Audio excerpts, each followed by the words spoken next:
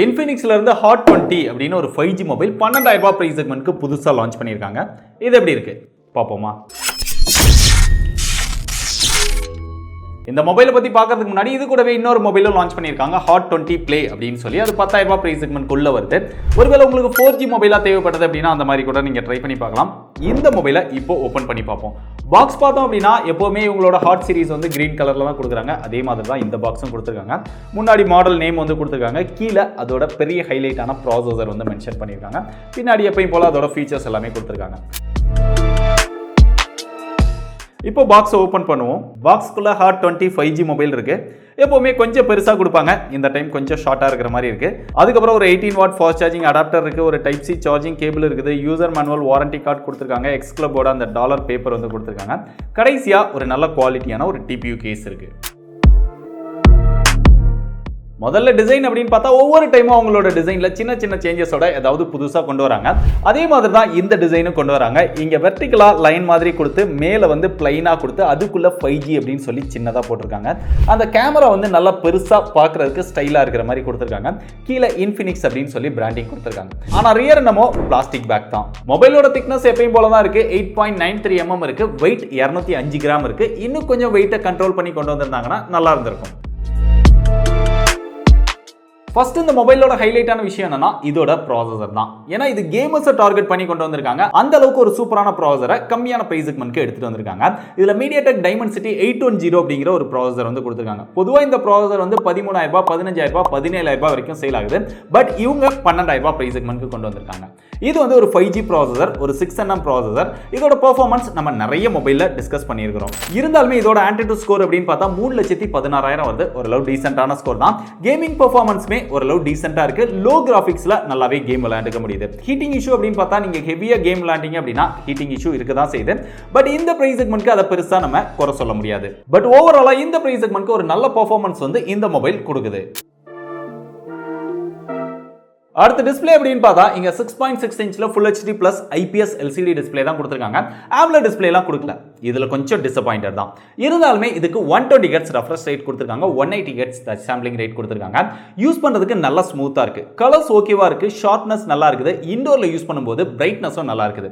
அவுட்டோர்ல சன்லைட்ல use பண்ணீங்க அப்படின்னா brightness கொஞ்சம் டீசென்ட்டா தான் இருக்கு. ஏன்னா LCD டிஸ்ப்ளே அப்படிங்கிறதுனால அதை பெருசா எதிர்பார்க்க முடியாது. இது போ வைட் வைன் L1 சப்போர்ட்டும் கொடுத்திருக்காங்க. OTT பிளாட்ஃபார்ம்ல நல்ல குவாலிட்டியான கண்டென்ட் பார்க்கணும் அப்படின்னா இந்த டிஸ்ப்ளேல பார்த்து என்ஜாய் பண்ண முடியுது.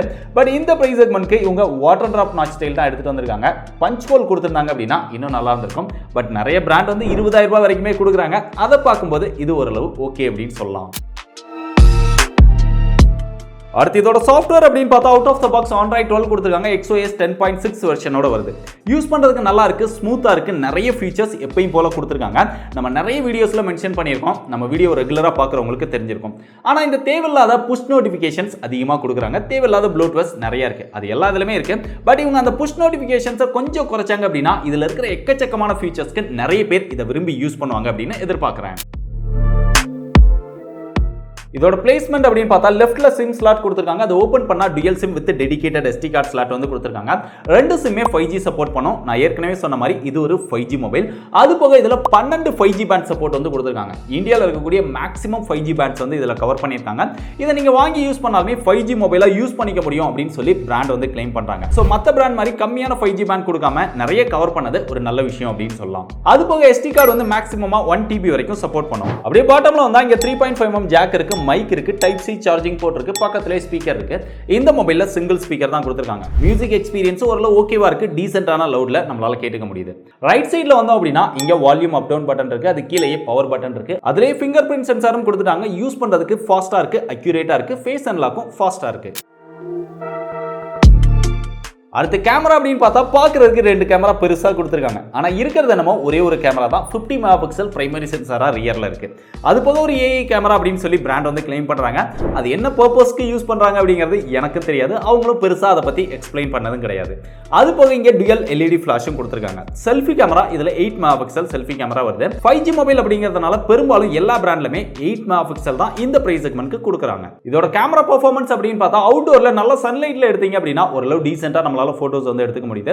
போட்டோஸ் வந்து நல்ல கலர்ஃபுல்லா இருக்கு, நல்ல பிரைட்டா இருக்கு. ஆனா ஷார்ப்னஸ் வந்து அந்த அளவுக்கு நம்ம எதிர்பார்க்குற அளவுக்கு இல்ல. அதே மாதிரி தான் செல்ஃபி கேமராவும். சோ நீங்க ஜூம் பண்ணாம போட்டோ பாத்தீங்க அப்படின்னா உங்களுக்கு போட்டோ வந்து நல்லா பிடிக்கும். ஆனா நீங்க ஜூம் பண்ணி பாத்தீங்க அப்படின்னா உங்களுக்கு போட்டோ வந்து அந்த அளவுக்கு பிடிக்காது. சோ சிம்பிளா சொல்லணும் அப்படின்னா கேமராவோட பெர்ஃபார்மன்ஸ் டீசென்ட்டா தான் இருக்கு. அதனால கேமரால பெரிய அளவுல எதிர்பார்ப்பு வைக்காதீங்க.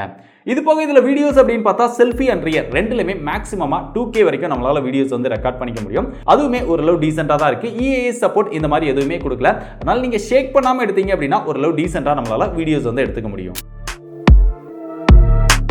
இது போக இதோட பேட்டரி கெபாசிட்டி அப்படின்னு பார்த்தா இதுல 5000 mAh பேட்டரி கெபாசிட்டி கொடுத்திருக்காங்க. ஏற்கனவே சொன்ன மாதிரி 18 வாட் ஃபாஸ்ட் சார்ஜிங் சப்போர்ட் வருது. பாக்ஸ்க்குள்ளே அடாப்டரும் வருது. அதை யூஸ் பண்ணி சார்ஜ் பண்ணீங்க அப்படின்னா 2 மணி நேரத்துக்கு மேல சார்ஜிங் டைம் வந்து எடுத்துக்குது. பேட்டரியோட பெர்ஃபார்மன்ஸ் எப்பவுமே Infinix மொபைல்ல எப்படி இருக்குமோ அதே மாதிரி தான் இருக்கு. ரொம்பவே நல்லா இருக்கு பேட்டரியோட பெர்ஃபார்மன்ஸ். பெருசா குறை சொல்ற அளவுக்கு இல்ல.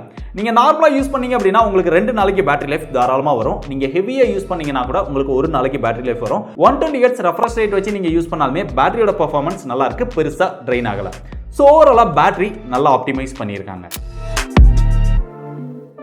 கடைசி அதோட பிரைஸ் அப்படின்னு பார்த்தா இதுல ஒரே ஒரு ஸ்டோரேஜ் வேரியன்ட் தான் லான்ச் பண்ணியிருக்காங்க. 4+64 11,999 ரூபாய்க்கு சேல் பண்றாங்க. இது போக இதுல விர்ச்சுவல் RAM இருக்கு அப்படின்னு சொல்றாங்க. 3GB விர்ச்சுவல் RAM தேவைப்பட்டது அப்படின்னா நம்ம ஆன் பண்ணி யூஸ் பண்ணிக்க முடியும்.